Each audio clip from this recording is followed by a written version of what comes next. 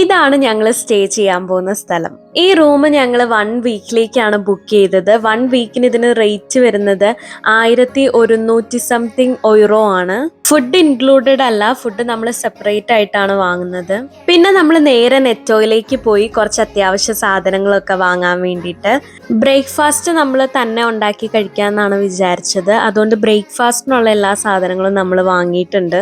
ജർമ്മൻസിന്റെ കൂടെ കൂടിയതിനു ശേഷമാണ് എനിക്ക് വെക്കേഷനും ടൂറും തമ്മിലുള്ള വ്യത്യാസം മനസ്സിലായത്. വർക്ക് ലൈഫ് ബാലൻസിന് വളരെ ഇമ്പോർട്ടൻസ് കൊടുക്കുന്ന ഒരു കൺട്രിയാണ് ജർമ്മനി. ജർമ്മൻസിന്റെ ഒരു ടിപ്പിക്കൽ വെക്കേഷൻ എന്ന് പറയുന്നത് നമ്മൾ കുറേ നേരം റെസ്റ്റ് എടുത്ത് മോർണിംഗ് അത്യാവശ്യം നല്ല ലേറ്റ് ആയിട്ട് എണീക്കുക, അതുപോലെ തന്നെ പുറത്തുനിന്ന് നല്ല ഫുഡ് കഴിക്കുക. പിന്നെ ഏറ്റവും ഇമ്പോർട്ടൻ്റ് ആയിട്ടുള്ള കാര്യം, വർക്കിനെ പറ്റി ചിന്തിക്കാനോ അതിനെക്കുറിച്ച് ഒരു അക്ഷരം മിണ്ടാൻ കൂടി പാടില്ല. അങ്ങനെ നമ്മൾ കുറേ നേരം ബീച്ചിൽ സ്പെൻഡ് ചെയ്യും. നോർത്തേണായി കംപ്ലീറ്റ്ലി ഒരു വെക്കേഷൻ പ്ലേസ് ആണ്. ഇവിടെ താമസിക്കുന്ന ആൾക്കാർ കുറവാണ്. ഇവിടെ താമസിക്കുന്നവരാണെങ്കിൽ ടൂറിസമായിട്ട് ബന്ധപ്പെട്ട് ജീവിക്കുന്ന ആൾക്കാരാണ്. ഇവിടുത്തെ വിൻഡും എയറും എല്ലാം അത്യാവശ്യം സാൾട്ടി ആണ്. അതുകൊണ്ട് തന്നെ ഒരുപാട് ഹീലിംഗ് കമ്പോണൻസ് ഈ എയറിലുണ്ട്.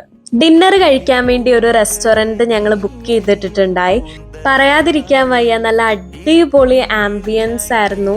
അങ്ങനെ ഞങ്ങൾ ഫുഡ് കഴിച്ച് റൂമിലേക്ക് പോയി. ബാക്കി ഇനി നെക്സ്റ്റ് പാർട്ടി കാണാം. Bye bye.